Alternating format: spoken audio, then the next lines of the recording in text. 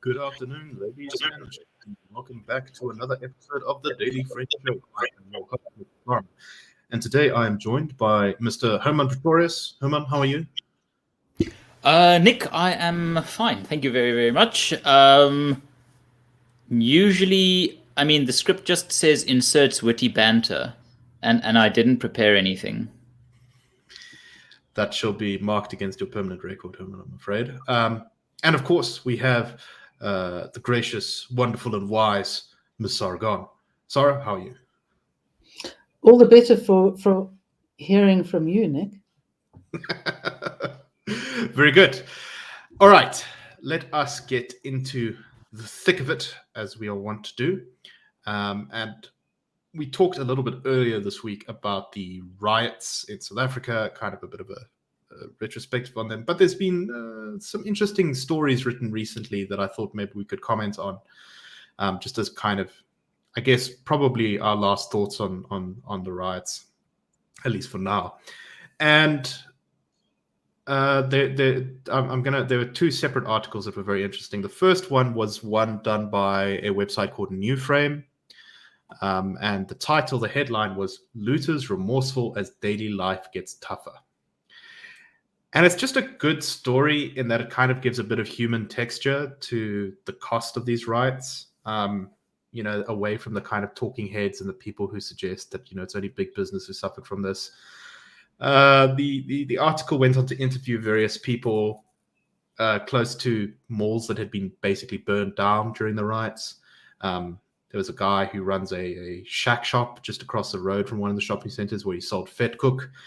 And now the destruction of the mall means he gets very few customers. There was someone who worked in a hair salon there. There was someone who owned a hair salon there. A small businessman from Ghana who was employed 4 South Africans. He had to spend 250,000 Rand to rebuild his shop. There was someone who worked for a gym company. She rents a room in a shack and walks to work, and now she's basically lost her job because the gym is gone. There's other people who they still kept their job, but they now have to spend money on transport. And lastly, the article interviews a couple of people who were involved in the riots. And this is quite interesting just because I think one of the things it does is it shows how non-political, in a sense, some of these rioters were. The one guy, he was a 31-year-old man who lives in a shack in Chatsworth. He said, "I'm not working and COVID-19 has taken away even the peace jobs we are doing. When I saw people going to loot, I also went because I have nothing here. I looted mostly food. My shack is small, so I had to sell some of the stuff I took." And another woman said, "It was peer pressure, really. I took food items, but now our mall is gone." And it's kind of, I don't know, I find it emotionally sort of a little bit difficult to deal with because on one hand, I don't have much remorse for people who are involved with the looting. But on the other hand, there's a sort of tragedy to this whole thing that's quite interesting. And really, I think peer pressure is actually, at the end of the day, a large reason for what happened. Herman, your thoughts on this? And we'll get into the second part of the story just now. But your thoughts on this human aspect?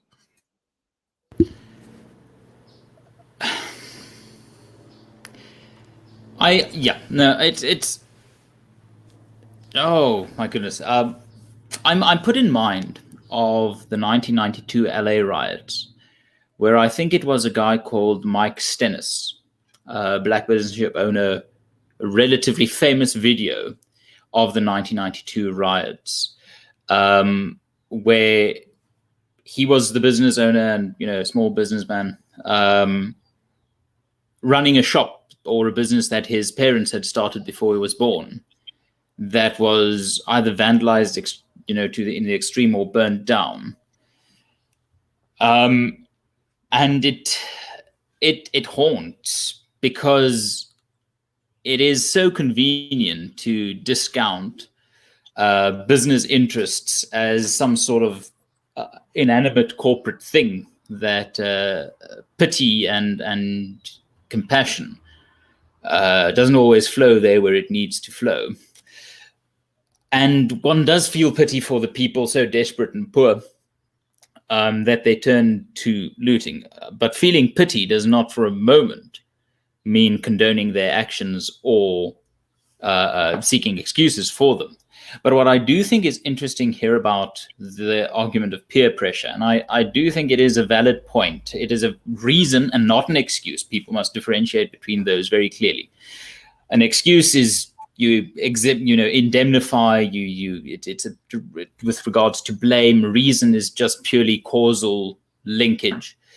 I do think that in the argument of peer pressure, there is some truth. And I think that speaks to the degeneration of South Africa's societal moral fiber, that we have so loosened our connections with community. We have so undermined this skin in the game that the individual could have in the community. And perhaps liberalism has contributed to that. Perhaps the spirit of individualism, unrestrained by that, does contribute to it, although I don't quite buy that, but I do see some merit in the argument that we have to acknowledge that these sorts of things are real, and that lawlessness and societal breakdown happens in a weirdly psychological, collective way.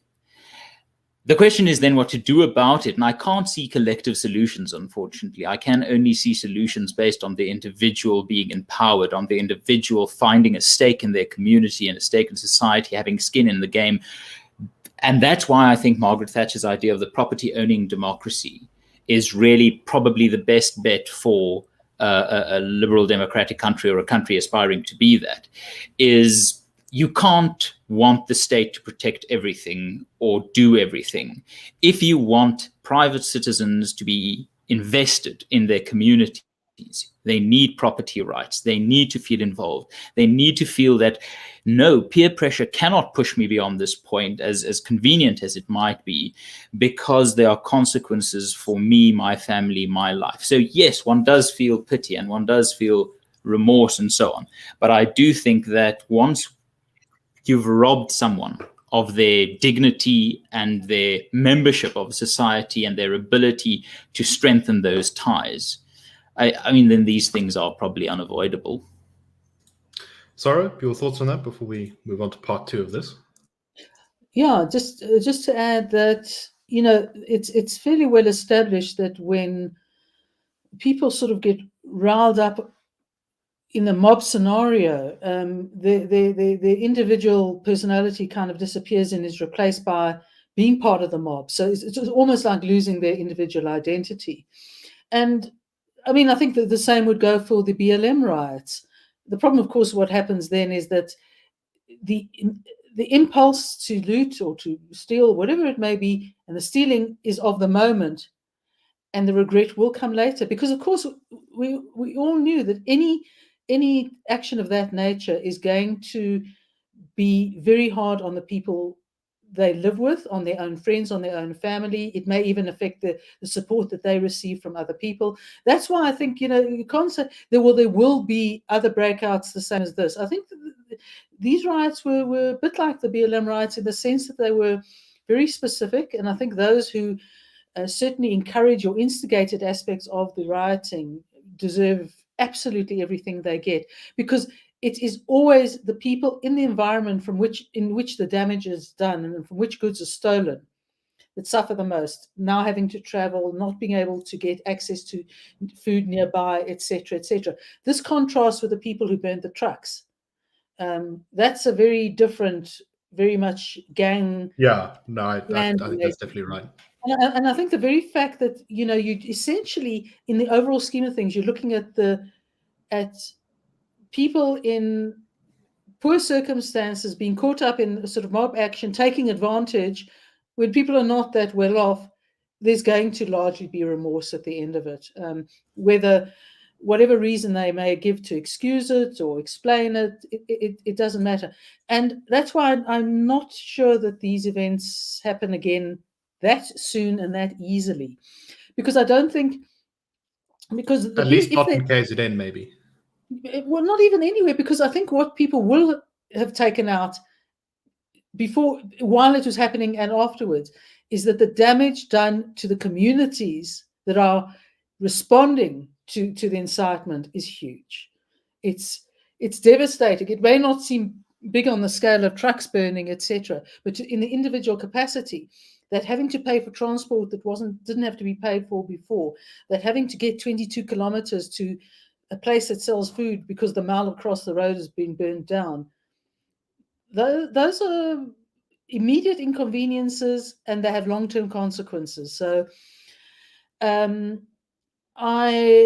think the terrible thing is that as it was happening, one knew this is the realization people would ultimately be left with.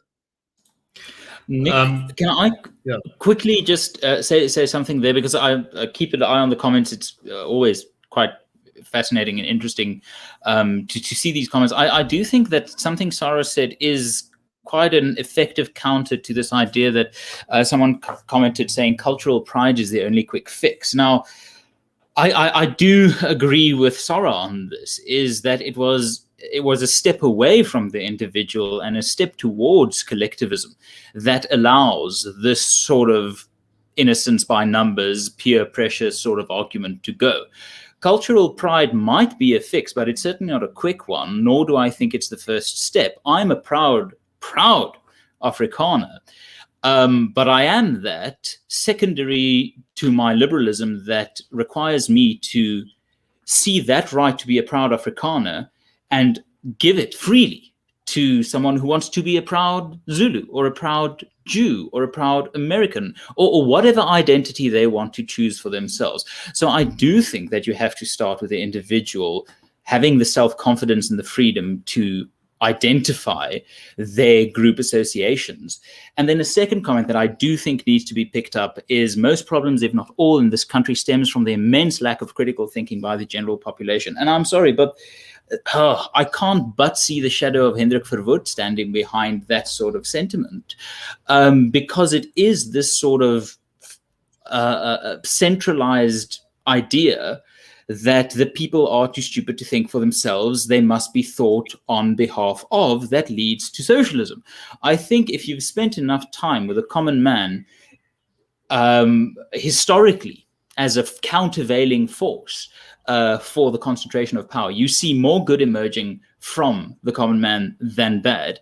I think one can take a leaf from Martin Luther's book, where his movement of historical significance was a populist one, in the sense that it was for him important that the sacred text of his religion be available and accessible to the common man, and it was then the common man that was the driver of a liberal movement of that time. So let's be very, very, very careful when we fall into that sort of, the masses can't think for themselves thinking. I'm not saying people are doing that, but I think it's immensely dangerous and quite illiberal.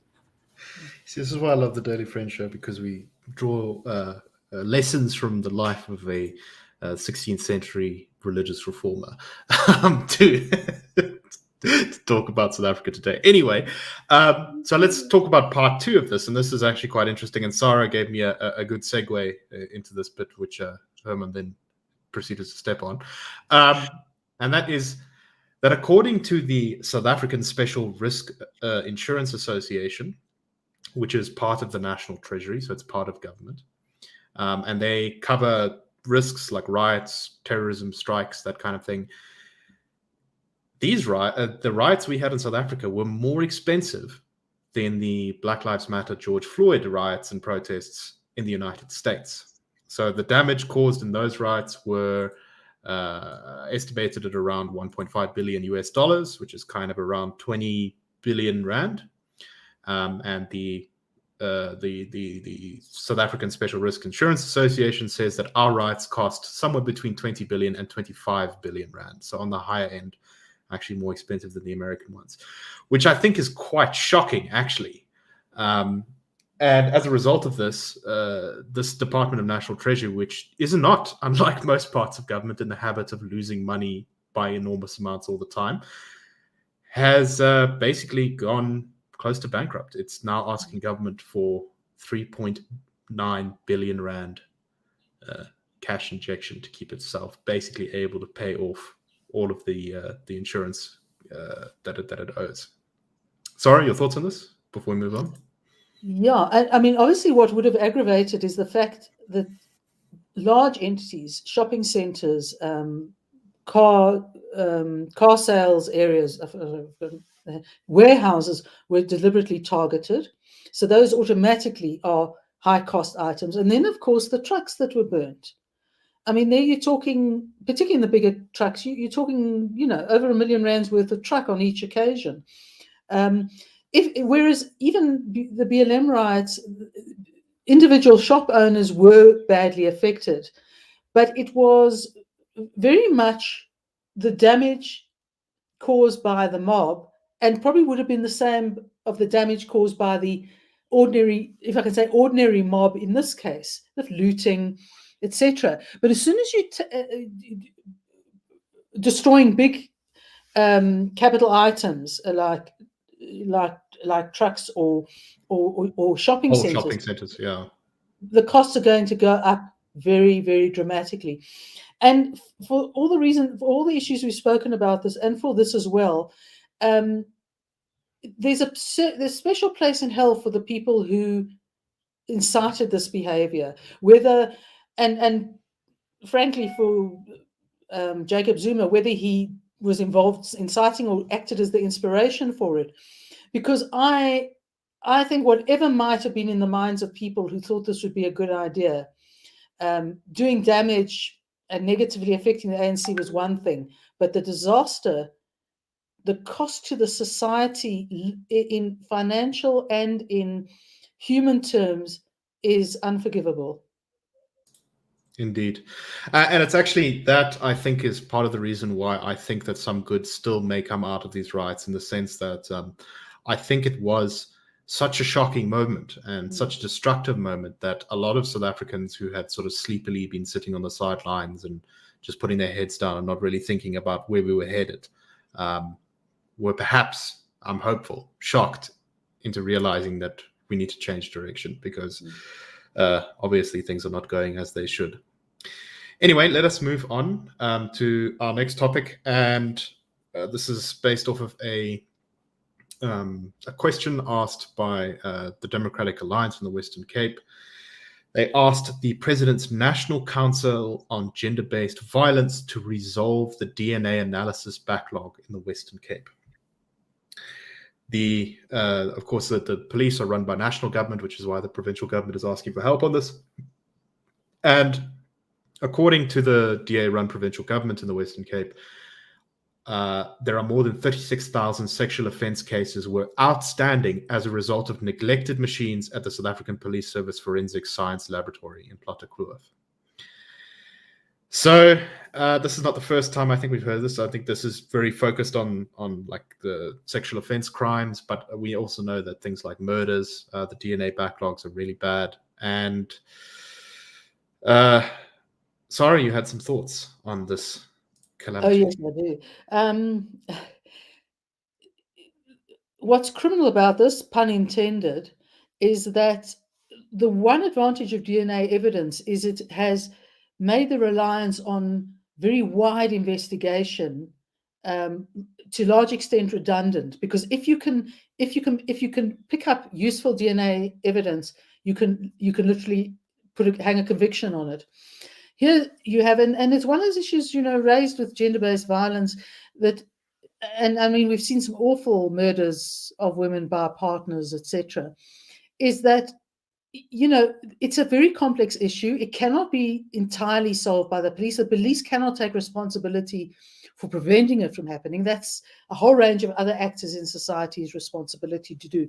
The thing the police are there to do is to investigate incidents and prepare them for prosecutors to take to trial.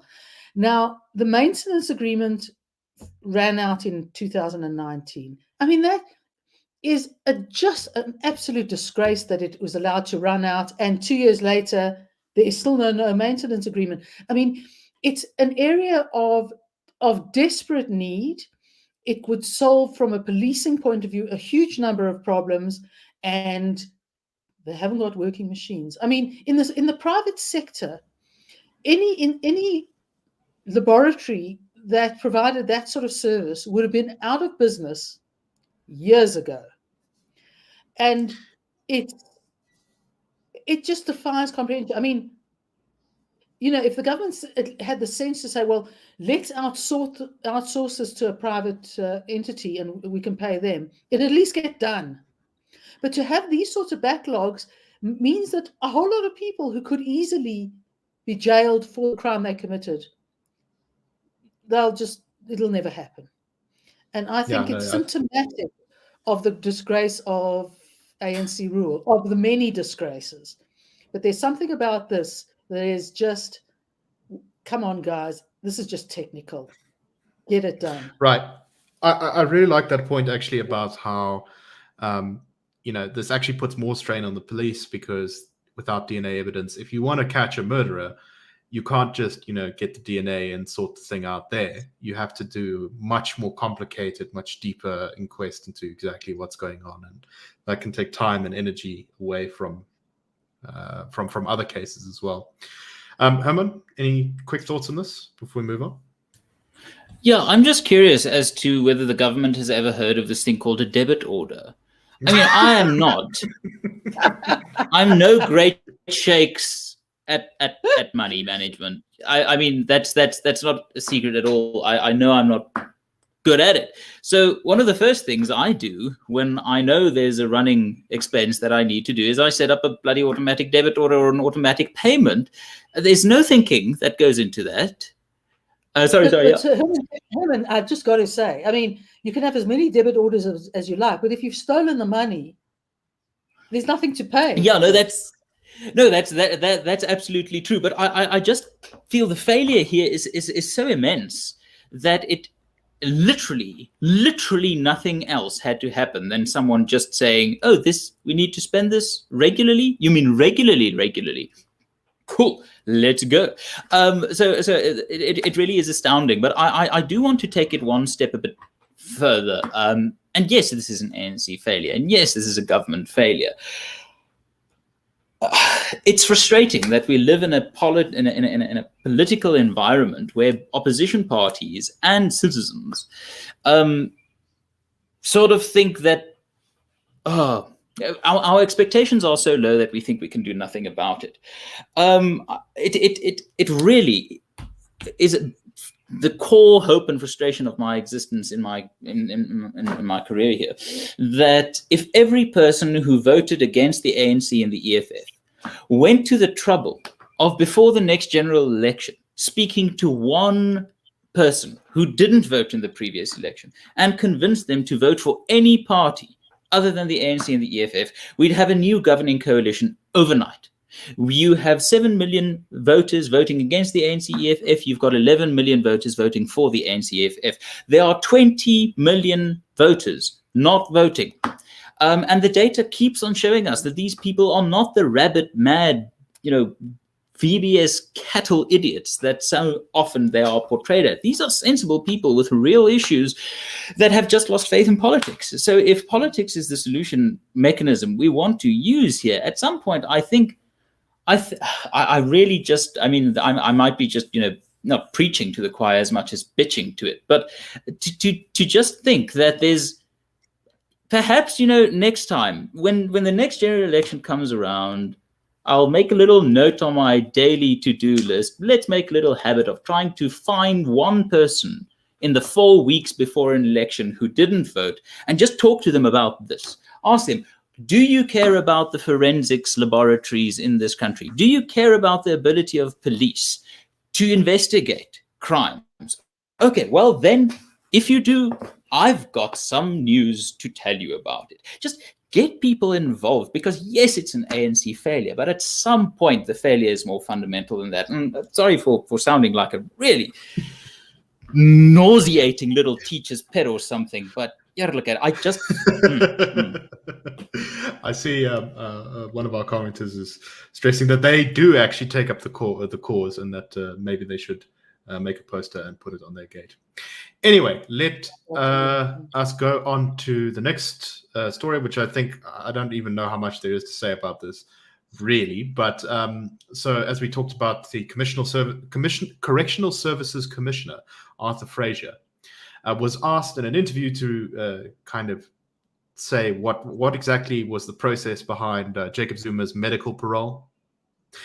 And he said, "Oh no, it wasn't the medical parole board that granted the medical parole for Zuma. It was him personally who did it." But he did not elaborate on why, in fact, he needed to overrule the medical parole board's claims here. Sara, it seems every day that the very thin tendrils of plausibility that Zuma's excuses have are kind of blowing away in the wind. Well, you see, the problem is that when the right to award parole is in the hands of either the National Commissioner, which is what Fraser is, or the minister, or the full parole board. It can be either of the three. But the process as set out requires that a medical advice board be established to look into the application, which will have a medical report to go with it. It has to. And in this case, he established such a board, which he has to. And the board said, no, he doesn't warrant parole. Now, it doesn't say in the legislation that he has to be bound by this advice. And he obviously didn't feel he was, because he went ahead and paroled Zuma anyway. And, you know, I don't want to say too much about it. I think it's sort of, from what I've said, it speaks for itself. But it's like, it's like, you know, what else could we have expected? Sorry, Nick, you are muted. This is the second time I've done this in like 2 days. It's really bad. Anyway, any thoughts before we move on? I mean, you know, what more can be said? Yeah, I do think that there's an interesting angle on this that we should take and just throw out there. It would appear that Jacob Zuma is more powerful in prison than Cyril Ramaphosa in office, because we have seen over the last few weeks the unemployment numbers blamed on him, riots, the inability of the police to act, and now Arthur Fraser, being in the position that he is, was a Ramaphosa appointment. So it's a unique special pleading for Saint Cyril. That Arthur Fraser is somehow seen as a Zuma man. Yes, he is a Zuma man, but he's also a Ramaphosa man because, surprise, he's an ANC man. So I must say that if ever anyone is tempted to throw the Saint Cyril card out there, just say the two words Arthur Fraser, and then if they look at you, you know, with a puzzle in their faces, well, that's just how people look at me, but that's fair. I think one can just remind them to say that the reason Zuma got medical parole was because the guy Cyril Ramaphosa appointed to be in charge of this sort of decisions was a Zuma and an ANC lackey. I mean, where in God's name does the buck stop? Sorry, this is a very ranting episode. I'm very ranty today. Perhaps I could just say, you see, Arthur Fraser formerly was employed by the Secret Services. And it was in that context, I mean, he committed so much no goodness, and yet, however, he didn't manage to be called into the Zondo Commission. So once Ramaphosa came into power, Arthur Fraser had to lose his job. But cadre deployment says you've got to put them somewhere else.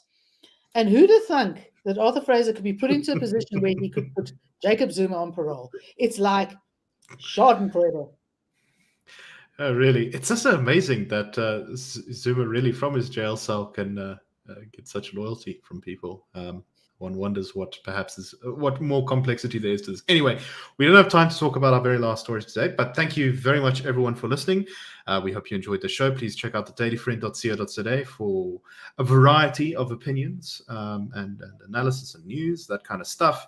Also, please consider funding us, supporting the Institute of Race Relations, which is, of course, the evil puppet master behind the Daily Friend and all of our various branches, and also other groups affiliated with us. And you can do that by going to the irr.org.za, clicking the Join Us button at the top of the screen, and signing up to become a friend of the Institute.